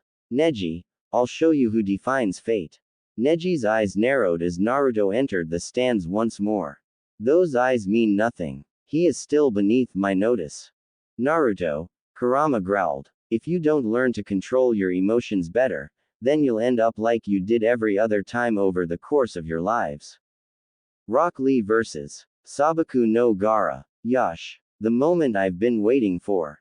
Lee shouted as he leapt into the air and landed in the arena. Naruto turned to look at Gaara, only to notice him staring. Naruto stared right back, noticing that Gaara may have been the only person to feel no intimidation from looking him in the eye. Gaara then broke it by body flickering into the arena. Let the match begin. Lee instantly rocketed forward, intent on defeating Gaara as quickly as possible. But Gaara's sand was intensely quick, blocking every shot that Lee took. This pattern continued in a stalemate, with the sand being quick enough to fight Lee, but not quite quick enough to counterattack. Lee backed up, huffing and looking for an angle. Lee, take them off. Guy shouted. Lee took a pair of weights out of his ankle warmers. Now, just what the hell are a couple of? Tamari was cut off as the weights impacted against the ground, creating massive craters. Naruto grinned. Well, damn, looks like he wasn't even warmed up yet. And on top of that we use the same style. Kakashi gave a smile as his team turned to look at him. Well, I suppose that if Guy had a disciple, I'd go ahead and create one for Lee. It's more of a prank, really. On you. Have fun. Naruto rolled his eyes before turning back to the bout. As Lee managed to land a hit, Gaara began moving the sand manually, drastically improving the speed. Lee, remember what I said about protecting your comrades. Guy shouted over the whooshing sounds of Lee's and the sand's movements. Hi, Guy-sensei. Lee acknowledged. Well, you can't protect them all without using your full strength. Guy admonished. Hi, Guy-sensei. Then, Lee responded. Full burst. Guy responded. Now, just what the hell does he mean? Tamari was once more cut off when dense chakra rolled off of Lee in spades. Gate of opening. Release. Lee shouted, blitzing Gaara with even higher strength and intent. His blows began connecting quickly, with Gaara too stunned to respond. And then, Gate of healing. Gate of life. Gate of pain. Release. With Godspeed, Lee began beating around Gaara like a ragdoll, tearing up the arena like wet paper. The aura was so great that many people had to brace themselves. Naruto stared wide-eyed. He then narrowed his eyes. That power-up won't last long. And here I thought that it might be useful. Last stand techniques aren't really my thing. 24 punches impacted against Gaara, all of which contorted his face into a different shade of agony. Finally, Lee partially undid the wrappings on his hands and wrapped them around Gaara, taking him down to the ground. Front Lotus. The boom was near deafening. Once the rubble settled, Gaara stood over Lee, with Lee having one of his legs and arms crushed to near paste. Gaara's sand tried to constrict Lee even further, but Hayate, Guy, and Kakashi interfered. Lee is defeated. Continuing to fight will result in disqualification, Hayate warned. Gaara nodded, recalling his sand. He then looked at Naruto. You are next, Uzumaki Naruto. Winner by debilitation. Sabaku no Gaara. Gaara returned to his team. What did you do to piss him off so much, Naruto? Kurenai shrugged. I guess he's calling me out because I'm stronger than him. Kumo no Omoi vs. Sabaku no Kankuro. This will be the last match, as there are no more contestants. Masumi gets a pass into the finals, Hayate announced. Oh man, what if I lose? Will I be disgraced, disowned, excommunicated, assassinated? I am. Omoi was cut off by Karui kicking him into the arena, a deadpan present on her face. Kankuro, you better not lose. Tamari shouted. Begin, Hayate ordered, stepping back. Omoi unsheathed his kodachi and charged it with lightning chakra. You know, I didn't think I'd get to fight you again so soon. Kankuro smirked. I'll show you what Suna is truly capable of this time. Come at me. Ho. So those two teams crossed paths in the forest. Why didn't Samui-chan say anything? Naruto wondered aloud. So I'm supposed to tell you everything now, is that right? Samui pondered, walking up to the group. Well, not everything, but that would have been pretty pertinent, Naruto responded cheekily. To be honest, it wasn't a very big thing. It was a tiny skirmish where we didn't get to showcase much before I deemed it not worth the risk. I fought Gaara, while Karui handled the blonde with the fan. Omoi fought the doll-face puppeteer. I doubt he'll fall for that little trick of his again, though. Samui was watching the fight the entire time she spoke. Naruto grinned. I can't wait to fight you, Mui-chan. Samui cocked an eyebrow amusedly. Getting a little informal, are we? You're interesting, Naruto-san. Or would you prefer, Ruto-kun? The unfaltering smile on the Rinnegan wielder's face told her the answer. I can't wait until we clash, either. I hope it comes soon. Sasuke noticed Sakura glaring at Samui. So you really do like him? He whispered to her. Sakura blushed. What? Of course not. Isn't it obvious who I like by now? She countered. Sasuke nodded. Yes, it is obvious. Very. Sakura said nothing else. Naruto and Samui continued to idly chat while watching the fight. Omoi went for a stab at Kankuro's chest, but it was blocked. Unexpectedly, Omoi dropped his kodachi, jumped up, and kicked at the sack on Kankuro's back, landing and catching his kodachi in one move. The bundle separated from Kankuro, and Omoi stabbed into Kankuro's heart, ripping up and sending springs and wood everywhere. The bundle unwrapped itself, revealing Kankuro. TCH. I knew it wouldn't fool you again, but I also didn't think I'd be fighting you. Didn't have time for a new tactic, or to even switch back. Now my puppet's gone. Doesn't matter. I won't give up. Oh, I would if I were you, Omoi said, pointing behind Kankuro. Another Omoi was poised to cut him down. I'd do it right now, actually. Quote. Fine. I yield, Kankuro said through grit teeth. Winner. Kumo no Omoi. Well, Mui-chan, it seems that Kumo hasn't relaxed their training at all. Your whole team passed to the finals even though you chose the worst possible place to enter, considering our village histories. I'm impressed, honestly, Naruto commended. Samui gave an appreciative nod. That's nice of you to say. Your team isn't too shabby either, especially with the Uchiha. And your eyes are peculiar. Can't say I've seen them before, but I'd wager your barrier techniques are a part of it. Naruto gave a nod, not going into detail. That isn't all I'm capable of. It doesn't define me at all. Samui offered a smile. I don't judge based on bloodlines. I judge based on work ethic. You obviously put effort into being a shinobi. You care about and respect the profession. That's why I find you so interesting. Most genin of your experience think it's some kind of fairy tale. Or a code of honor. It isn't. It's a game of death. And no eyes, no matter how fancy, can make or break that mindset. That's more than your blood. That's who you are. She rejoined her team. Kakashi I smiled. Looks like you have a girlfriend, Naruto. And a Kumo Kunoichi, at that. Naruto suddenly found his sandals very interesting. What of it? Could all of the finalists return to the floor so we can determine the finals fights? Hayate requested. Once everyone entered the arena, the results were posted. Round 1, Match 1, Uzumaki Naruto vs. Hyuga Neji. Round 1, Match 2, Uchiha Sasuke vs. Sabaku no Gara. Round 1, Match 3. Kumo no Samui vs. Haruno Sakura. Round 1, Match 4. Nara Shikamaru vs. Sabaku no Tamari. Round 1, Match 5. Kumo no Omoi vs. Aburame Shino. Round 1, Match 6. Kumo no Karui vs. Tsurugi Masumi. You have 1 month to train. Analyze your opponents and overcome your weaknesses. For now, I bid you adieu.